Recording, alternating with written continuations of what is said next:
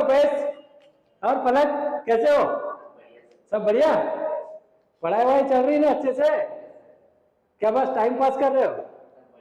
अच्छा, आगे जो पढ़ा के हो चुका है मैं समझ सकता हूँ कि आप लोग तैयार कर लिए होंगे। अब मैं अभी आपको पढ़ाने जा रहा हूं जालक ऊर्जा, और जालक ऊर्जा को ज्ञात कैसे करते हैं इसके लिए हम बॉर्न हेबर चक्र के माध्यम से जालक ऊर्जा ज्ञात करेंगे। ठीक है, रेडी? तो ठीक है, सबसे हम पहले समझ जाते हैं जालक ऊर्जा है क्या चीज। तो जालक ऊर्जा को समझने के लिए हमको जालक को समझना पड़ेगा। तो जालक क्या होता है? हमको मालूम है अणु, परमाणु या आयन आपस में संयोजित होकर एक सूक्ष्म इकाई का निर्माण करते हैं जिसे यूनिट सेल या इकाई कोशिका या एकक कोशिका कहते हैं। इस प्रकार की अनेक एकक कोशिकाएं आपस में संयोजित होकर एक वृहत जालक का निर्माण करते हैं जिसे क्या कहते हैं? क्रिस्टल जालक कहते हैं। तो ये क्रिस्टल जालक जब बन गया तो जालक ऊर्जा दो प्रकार से हम इसको डिफाइन कर सकते हैं। कैसे? या तो आयनों को जोड़कर क्रिस्टल बनाए या क्रिस्टल को तोड़कर आयन बनाए। दोनों में ऊर्जा, या तो ऊर्जा की आवश्यकता होगी या ऊर्जा रिलीज होगी, मुक्त होगी। तो क्या होगा? हमको मालूम है किसी जालक की ऊर्जा जो होती है उसके अवयवी आयनों की ऊर्जा से कम होती है। जालक की ऊर्जा अवयवी आयनों की ऊर्जा से कम होती है। जब अवयवी आयनों से अगर कोई जालक बनेगा तो सीधी सी बात है ऊर्जा क्या होगी? मुक्त होगी। और या फिर यदि हम जालक बनाया है और उसको हम क्या कर देते हैं? तोड़ देते हैं। आयन में तोड़ेंगे तो आयन में तोड़े तो अभी मैंने बताया कि जालक की ऊर्जा आयनों की ऊर्जा से कम होती है, तो ऊर्जा और अतिरिक्त लगेगी, मतलब ऊर्जा अतिरिक्त लगेगी मतलब देना पड़ेगा, है ना? तो अब हम जालक ऊर्जा को डिफाइन कर सकते हैं। एक तो पहली परिभाषा के आधार पर किसी अवयवी आयनों से किसी जालक को बनाने पर जितनी ऊर्जा मुक्त होती है या जितनी ऊर्जा रिलीज होती है उस ऊर्जा की मात्रा को उस क्रिस्टल जालक की आयनन ऊर्जा कहते हैं। एक डेफिनेशन समझ में आ गई? या फिर किसी क्रिस्टल जालक को उसके अवयवी आयनों में, आयन मतलब दो प्रकार के होते हैं, धन आयन और ऋण आयन, तो उसके अवयवी आयनों में विघटित करने के लिए या तोड़ने के लिए जितनी ऊर्जा की आवश्यकता होगी उस ऊर्जा की मात्रा को उसकी क्या कहते हैं? हम जालक ऊर्जा कहते हैं। समझ में आ गया? जालक ऊर्जा दोनों प्रकार से परिभाषा दे सकते हैं। तो जालक ऊर्जा जब हमको ज्ञात करते हैं तो सबसे पहली चीज हम देखें कि जालक ऊर्जा की डिपेंडेंसी। जालक ऊर्जा की डिपेंडेंसी का मतलब वो किस पर निर्भर करता है? भाई मैं पढ़ा रहा हूं, अब मैं पढ़ा रहा हूं तो तुमको समझ में आ रहा है या नहीं आ रहा है, ये मेरे पढ़ाने की पद्धति पर डिपेंड करेगा। अगर मेरी पद्धति अच्छे समझ में आएगा, अच्छी नहीं है तो समझ में नहीं आएगा। वैसी जालक ऊर्जा भी किसी न किसी चीज पर डिपेंड करती है। पहला होता है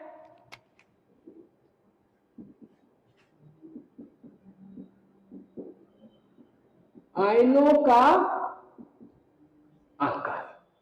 आयनों का आकार, आयनों का आकार जितना छोटा होगा, आयनों का आकार जितना छोटा होगा उसकी जालक ऊर्जा का मान उतना ही अधिक होगा, क्योंकि आयन छोटा होने से उसका आकार छोटा है। आकार छोटा है मतलब नाभिकीय आकर्षण क्या होगा? अधिक होगा। मैं किसी एक आयन के लिए नहीं बोल रहा हूं, दोनों आयनों का बोल रहा हूं, मतलब धन आयन और ऋण आयन।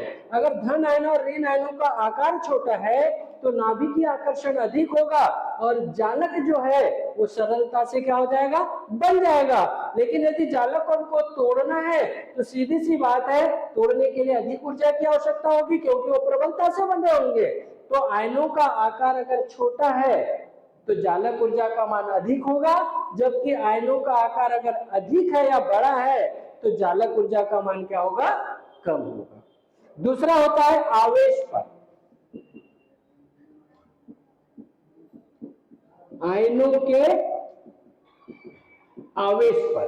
अब आयनों का आवेश से मतलब क्या है, जैसे मैंने यहां पर ले लिया Na पर कितना चार्ज होता है, एक चार्ज है। उसी प्रकार अगर मान लो मैं यहां पर Mg लेता हूं तो Mg पर कितना चार्ज है, दो चार्ज है, ठीक है। उसी प्रकार अगर मान लो मैं यहां पर Cl लेता हूं, Cl पर कितना चार्ज है, एक है। अगर यहां पर मैं दूसरा O लेता हूं तो इस पर कितना चार्ज होगा, दो चार्ज। अब मैंने बोला कि इसके आवेश पर निर्भर करता है। अगर मान लो मैं इन दोनों को मिला दूं या इसको मिला दूं, जैसे यहाँ पर Mg डबल प्लस के साथ में अगर Cl माइनस मिला दूं तो ये दो हो जाएगा और यहाँ पर क्या हो जाएगा, MgCl2 बनेगा। जबकि यहाँ पर अगर मान लो मैं Na प्लस और एक Cl माइनस लेता हूं तो यहाँ पर क्या बनेगा, NaCl बनेगा।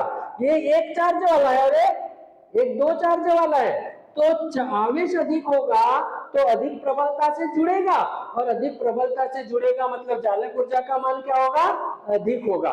चाहे इसको ले सकते हैं हम, यहाँ पर Mg प्लस अगर O लेते हैं या O2 लेते हैं तो यहाँ पर MgO बनेगा, तो इस पर भी दो चार्ज है और इस पर भी दो चार्ज है, तो ये और अधिक प्रबलता से जुड़े रहेंगे। तो इन आयनों को तोड़ने के लिए और अधिक ऊर्जा की आवश्यकता होगी।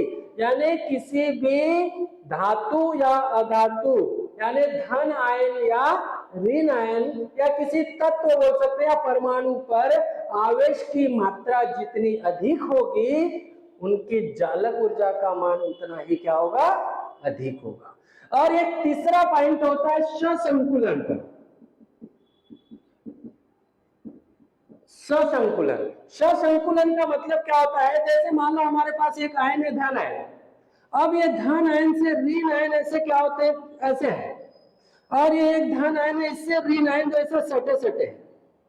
अब सटे हैं इसका मतलब ये प्रबलता से बंधे हैं, दूर दूर है मतलब यहाँ पर आकर्षण के साथ साथ प्रतिकर्षण कार्य करता है, मतलब यहाँ पर सीमांतकारी त्रिज्या लागू होगी, लेकिन यहाँ पर केवल त्रिज्या लागू होगी, यहाँ सीमांतकारी नहीं है, ये आपस में सटे सटे हैं।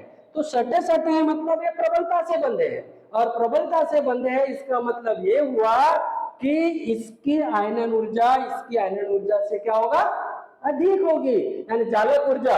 यानी यदि आयन एक दूसरे के साथ में ससंकुलित रूप में यानी सघनता से कह सकते हैं अगर जुड़े होते हैं, तब ऐसे स्थिति में उस जालक की जालक ऊर्जा का मान क्या होगा, अधिक होता है या उच्च होता है। तो ये कारक होते हैं जो जालक ऊर्जा जिन पर क्या करती है, निर्भर करती है या जालक ऊर्जा को ये प्रभावित कर सकते हैं। ठीक है, अब हम बॉर्न-हैबर चक्र की बात करते हैं, यानी जालक ऊर्जा की गणना हम किसके सहायता से कर सकते हैं, बॉर्न-हैबर चक्र की सहायता से कर सकते हैं। अब ये बॉर्न-हैबर चक्र क्या होता है, बॉर्न तथा हैबर ये दो अलग अलग वैज्ञानिक के नाम है।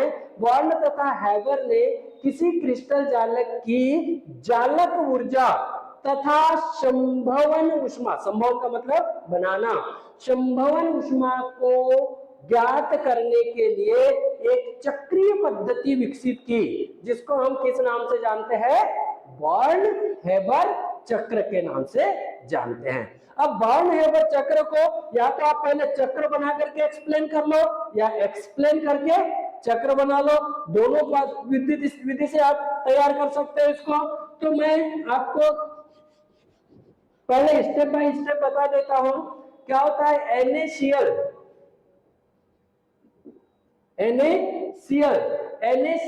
की संभवन उष्मा ज्ञात किसकी सहायता से, बॉर्न-हैबर चक्र की सहायता से हम ज्ञात कर सकते हैं।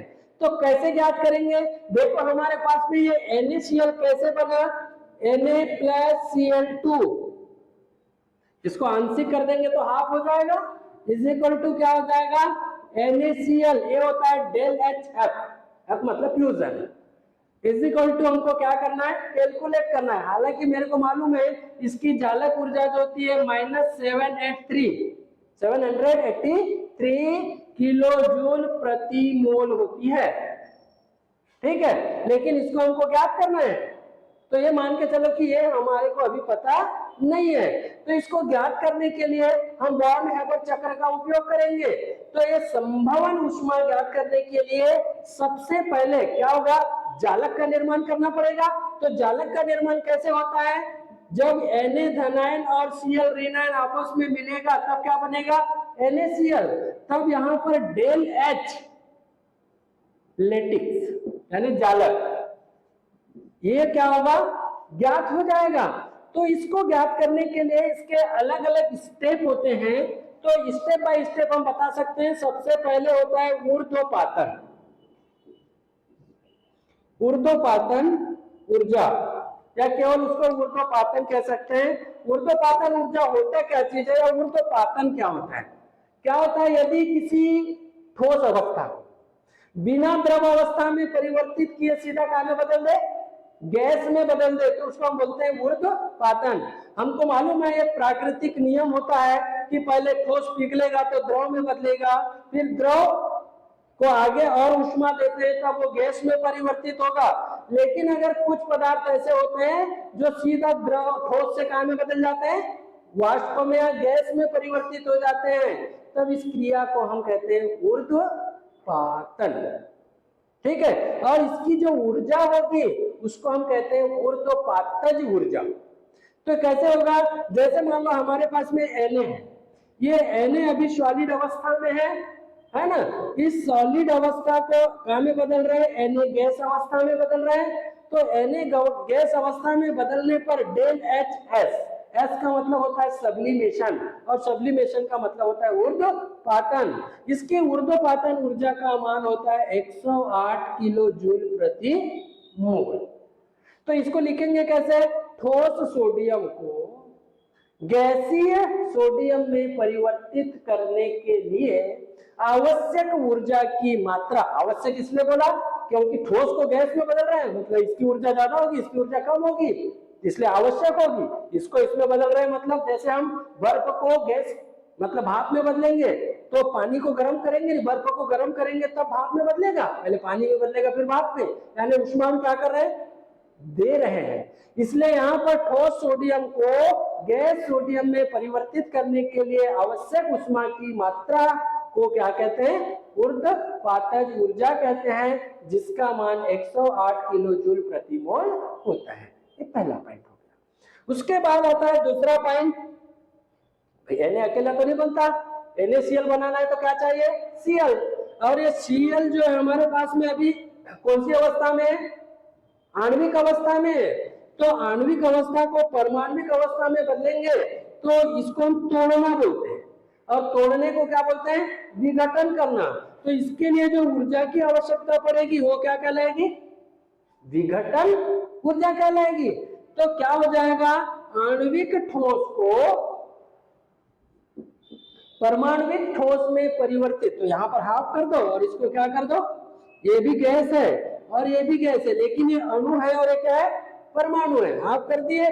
तो या फिर इसको क्या कर दो, दो कर दो, ऐसा भी कर सकते हैं। जब इसको अगर ऐसा नहीं करेंगे तो क्या हो जाएगा, दो कर देंगे, तब इसकी डेल एच डी मतलब डिस्ट्रीब्यूट, तोड़ना, डिवाइड, तो डिवाइडेशन कर रहे हैं, तो इसकी ऊर्जा का मान होता है 242 किलो जूल प्रति मोल, 242 किलो जूल प्रति मोल। कितने अणु के लिए, दो अणु के लिए। तो यहाँ पर एक अणु का निकालना है तो क्या हो जाएगा, 1/2 गुणित क्या हो जाएगा, 242 बराबर क्या हो जाएगा, 121 किलो जूल प्रति मोल। यानी क्लोरीन अणु को क्लोरीन परमाणु में विघटित करने के लिए आवश्यक ऊर्जा की मात्रा उसकी विघटन ऊर्जा कहलाती है, और इस विघटन ऊर्जा का मान कितना होता है, 121 किलो जूल प्रति मोल। ठीक है, अभी भी जालक नहीं बनेगा, क्योंकि जालक को बनाने के लिए हमको आयन चाहिए। तो अभी यहाँ पर क्या बना, गैस, तो गैस का क्या करेंगे, आयनीकरण करेंगे। तो तीसरी ऊर्जा जो होती है वो क्या होती है, आयनीकरण। क्या होगा, आयनीकरण। अब आयनीकरण करने के लिए हमारे पास में क्या है, ये Na कौन सी अवस्था में है, गैस अवस्था में है। तो गैस अवस्था में है, इसको ये आयन में बदलेगा तो कोई भी धन आयन कब बनता है, धन आयन तब बनता है जब वो इलेक्ट्रॉन को क्या करेगा, त्यागेगा, निकालेगा। मतलब यहां पर भी ऊर्जा उसकी धनात्मक ही होगी। तो यहां पर क्या हो जाएगा, ये Na+ हो जाएगा। तब ये आ जाएगा EQ द्वारा दर्शा सकते हैं आयनित अवस्था। इसको बोलते हैं आयनीकरण ऊर्जा, मतलब आयनीकरण एनर्जी। तो इसको I के द्वारा व्यक्त करते हैं। और इसके आयनीकरण ऊर्जा का मान जो होता है वो कितना होता है, 498 किलो जूल प्रति मोल। 498 किलो जूल प्रति मोल क्या होती है इसकी आयनीकरण ऊर्जा। तो इसको क्या लिखेंगे, गैसीय सोडियम को आयनिक सोडियम में परिवर्तित करने के लिए आवश्यक ऊर्जा की मात्रा उसकी आयनीकरण ऊर्जा कहलाती है, जिसका मान कितना होता है, 498 किलो जूल प्रति मोल होता है। ये क्या हो गया, तीसरा पॉइंट हो गया। अब आ जाता है हमारे पास में चौथा पॉइंट। चौथा, जैसे सोडियम गैसीय अवस्था से क्या में बदला, आयनिक अवस्था में धन आयन बनाया, उसी प्रकार क्लोरीन जो है, ये क्लोरीन भी क्या बनाएगा, ऋण आयन। अब कोई भी ऋण आयन कब बनता है, जब वो इलेक्ट्रॉन को क्या करता है, एक्सेप्ट करेगा, बांधेगा। तो इलेक्ट्रॉन को बांधना मतलब बंधुता, तो उसको बोलते हैं इलेक्ट्रॉन बंधुता।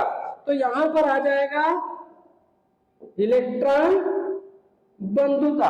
तो इलेक्ट्रॉन बंधुता क्या होगा, ऑलरेडी Cl परमाणु अवस्था में है जो गैसीय अवस्था में है, ये इलेक्ट्रॉन को एक्सेप्ट करेगा और इलेक्ट्रॉन को एक्सेप्ट करके Cl- में परिवर्तित हो जाएगा। इसको बोलते हैं इलेक्ट्रॉन बंधुता, मतलब Ea, इलेक्ट्रॉनिक एफिनिटी, इलेक्ट्रॉन बंधुता हो गया। तो चूंकि अब इलेक्ट्रॉन यहाँ पर ग्रहण किए हैं, ग्रहण किए मतलब अब ऊर्जा की आवश्यकता नहीं है, बल्कि ऊर्जा रिलीज होगी, बाहर निकलेगी। बाहर निकलेगी मतलब इसका मान क्या होगा, माइनस होगा, ऋणात्मक मान होगा। और इसका मान होता है 348 किलो जूल प्रति मोल, माइनस में इतना आ गया। मतलब क्लोरीन एक इलेक्ट्रॉन ग्रहण कर Cl ऋण आयन बनाता है, इसके लिए ऊर्जा मुक्त होती है। इस मुक्त ऊर्जा की मात्रा को उसकी इलेक्ट्रॉन बंधुता कहते हैं। ये हो गया। अब हमारे पास में धन भी बन गया और क्या बन गया, ऋण भी बन गया। तो अब क्या होगा, जालक बनेगा। अब दोनों मिलकर के क्या बन जाएगा, जालक बन जाएगा। तो तीसरा पॉइंट, मतलब अगला पॉइंट होता है पांचवा पॉइंट, कौन सी ऊर्जा कहलाएगी, जालक ऊर्जा। तो जालक ऊर्जा कैसे होगी, ये Na धन आयन प्लस Cl क्या हो जाएगा, ऋण आयन, आपस में संयोजित हो जाएगा और बन जाएगा NaCl। तो इसको हम इंडिकेट करते हैं डेल HLE ऐसा दर्शा देते हैं, लेटेक्स है ना। और इसकी ऊर्जा का मान जो होता है -787 किलो जूल प्रति मोल होती है। अर्थात सोडियम धन आयन तथा क्लोराइड ऋण आयन आपस में संयोजित होकर NaCl जालक का निर्माण करते हैं। इसके जालक के निर्माण होने पर 787 किलो जूल प्रति मोल ऊर्जा मुक्त होती है, जिसे NaCl की जालक ऊर्जा कहते हैं। तो ये हमारे पास इसका वर्णन हो गया। अब लास्ट में एक पॉइंट और लिख सकते हो, संपूर्ण ऊर्जाओं को, संपूर्ण ऊर्जा मतलब ऊर्ध्वपातन ऊर्जा, विघटन ऊर्जा, आयनीकरण ऊर्जा, इलेक्ट्रॉन बंधुता और जालक ऊर्जा, इन सभी ऊर्जाओं को जोड़ने पर NaCl की संभवन ऊर्जा क्या हो जाती है, ज्ञात हो जाती है। तो संभवन ऊर्जा ज्ञात करेंगे मतलब del HF is equal to क्या हो जाएगा, यहाँ पर डेल HF मतलब एनर्जी ऑफ सब्लिमेशन, फिर क्या हो जाएगा प्लस ये क्या हो जाएगा del H D the energy of डिवाइडेशन, फिर क्या हो जाएगा आई ई, फिर क्या हो जाएगा ई ए आयनीकरण ऊर्जा, इलेक्ट्रॉन बंधुता, प्लस क्या हो जाएगा डेल एच लेटिक्स हो जाएगा। अब इसका मान रख दो, इसका मान रख देंगे तो यहाँ पर क्या हो जाएगा, इसका मान कितना है 108 किलो जूल प्रति मोल, डिवाइडेशन एनर्जी 121 प्लस इसका मान कितना है 348 kilo joule, sorry 348 kilo joule, इसका मान कितना, सॉरी गलत बता दिया, यहाँ पर कितना है 498, ये कितना हो जाएगा 498, उसके बाद में ये आ जाएगा माइनस, माइनस कितना हो जाएगा 348 और ये भी हो जाएगा माइनस 787, ठीक है। अब इसको क्या करेंगे 108 धन 121 धन 498 ऋण 348 ऋण क्या हो जाएगा 787। अब यहाँ पर ऋण ऋण को जोड़ दो और ये धन धन को जोड़ दो, इसकी वैल्यू जो निकलेगी मैंने स्टार्टिंग में बताया था -783, ये जो हो जाएगी इसकी क्या कहलाएगी NaCl की संभवन